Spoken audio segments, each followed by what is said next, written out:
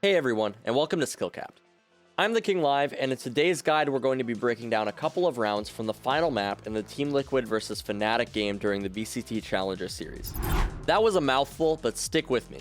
Our main goal today is to help you bring your attacking game to the next level using a couple of common tactics that pro players use that you can also apply to your matchmaking games. You may be thinking, King, but these are pro teams, how can I use their strategies in solo queue? And while you'd be correct, it is difficult to maximize teamwork in matchmaking, you can still use a lot of the common practices that pros use to tackle problems in competitive. If this sounds good to you, let's get into it, but before we do, let's introduce our question of the day, which is, if Valorant made a movie, which agent would be the main character? This is a fun one, so be sure to let us know what you think in the comments down below. But anyway, let's get into our first round here, which is actually going to be taking place on a bonus round for Team Liquid. Now, Liquid actually played this attacking half on Split incredibly well, rounding out the half 9-3 on a map that a lot of players actually struggled to attack on. A big part of this has to do with the way they took advantage of Fnatic's 3 Duelist team comp, abusing the fact that the longer the round goes on, the more difficult it will be for Fnatic. This is because agents like Viper, Skye, and Brimstone have a lot more utility meant for setting up these defaults and taking control than agents like Jett and Reyna. This is one of the first things I want you to take note of when playing Valorant on attack. Always keep in mind both the strengths and the weaknesses of the enemy's team comp.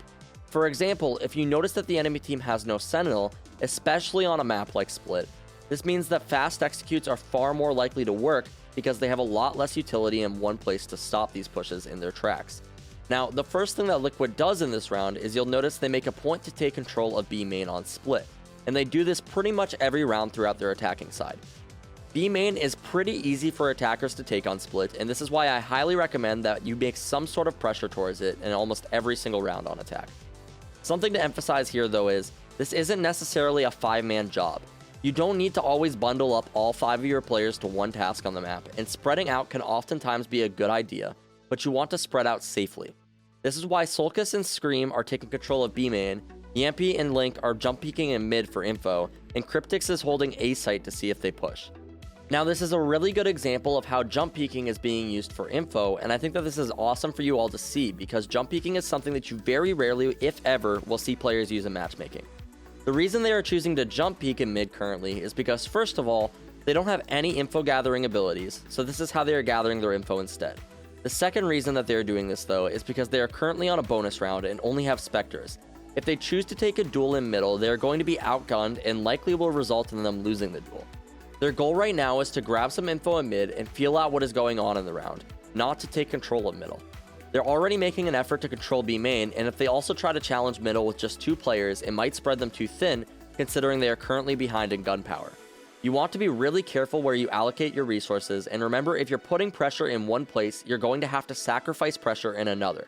This is the same reason that you'll see Cryptix is not pushing up on A solo. He does not have the weaponry right now, and more importantly, the bomb is on his side of the map, meaning his team likely plans to come back towards A after creating pressure on the other side of the map.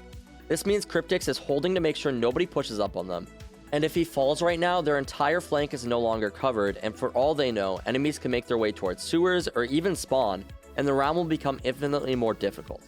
Sometimes the role you're playing on your team isn't the most glamorous, but it's the most important. Because Cryptix is holding the flank right now, it gives his team the ability to gather info safely on the other side of the map, and figure out what they want to do on this bonus round. And because of his patience, he's able to help his team pick up 2 kills towards A as the enemies push for info and lead them to a victory in the 3rd round of the game. Liquid showcases a lot of patience in their offense, and it's something you should too. Now let's take a look at another round from them, but before we do, if you guys haven't already, I highly suggest you check out our hyper improvement system on skillcapped.com.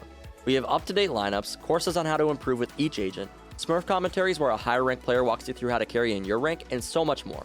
Come join over 500,000 satisfied members, improve that KDA, and get the rank that you've always wanted at skillcapped.com. Link in the description below. Moving on to the next round we're going to be taking a look at though, and this is going to be taking place on a round which Liquid actually has the gun advantage, while Fnatic is the one who is on an eco. Notice how in this round, Liquid decides to stay together as a team rather than spreading out. The reason for this is that if they spread out too much, it will leave members of their team more vulnerable to getting caught out and losing their rifle. For every player you lose on a buy round, that is a rifle that could go over to the opposing team. This is why it's important that every player you lose, you make sure that the other team cannot retrieve their rifle, and the best way to do this is to trade those players out and then guard their body or dispose of the rifle. Another really important thing I want to point out here is look how Liquid chooses to tackle every single angle together. It's not just a sloppy push onto site where every player tries to race towards the back of screens. No, they wait for the Reyna flash, and then they use a flash of their own and triple swing the enemy Jett. Then, rather than pushing into ramps and splitting up, they all push onto site and catch Boaster off guard as he swings, expecting to find one, maybe two players, but he finds a whole team. Now they finish off the push by once again 3-man swinging Rafters and picking up the third kill. If they split up, they give the defense room to isolate encounters and pick off individual players, but because they handled each angle as a team, they were able to overwhelm the defense and secure the round safely for their team while risking little as possible. One last thing I want to point out here is how Yampy hangs back in A main once again to guard the rifles. He doesn't want players to wrap around and pick up a gun for retake. He wants to make sure that they are as weak as they can possibly be for his team.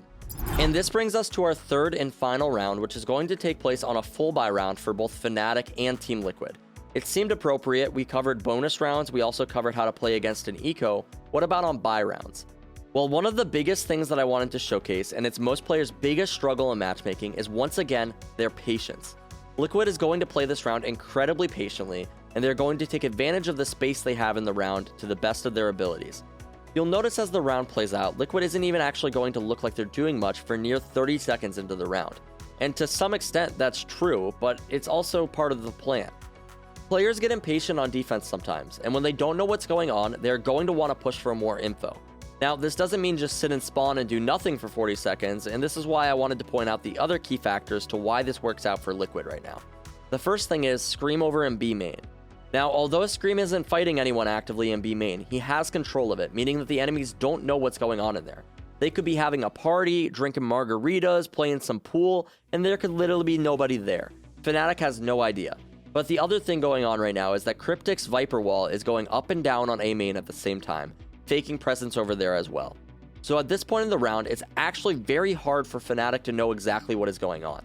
From their perspective, there is no one mid, and we don't really know what's going on in B main, and we only kind of know what's going on in A main.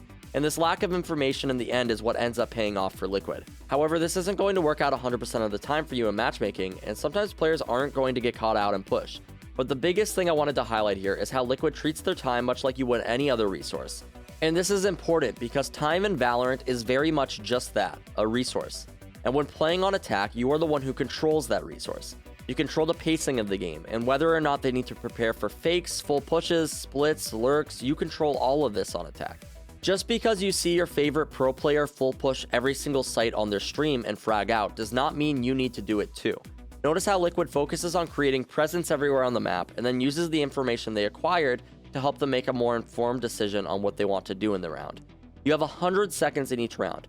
Try to use the time you were given to your advantage. If you're finishing rounds with 80 seconds still remaining, you're probably doing it wrong.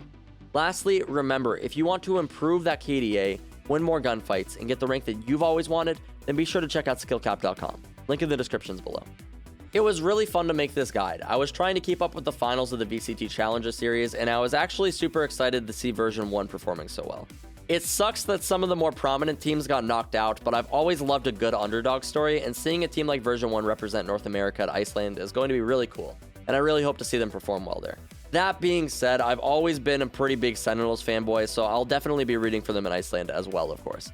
As always, if you guys enjoyed the video, be sure to drop a like and subscribe down below. It really does help us out. And if you haven't already answered our question of the day, which was, if Valorant were a movie, who would the main character be? Be sure to let us know in the comments below. As always, I'm the King Live, and we here at Skillcapped want to thank you all for watching. We'll catch you in the next one.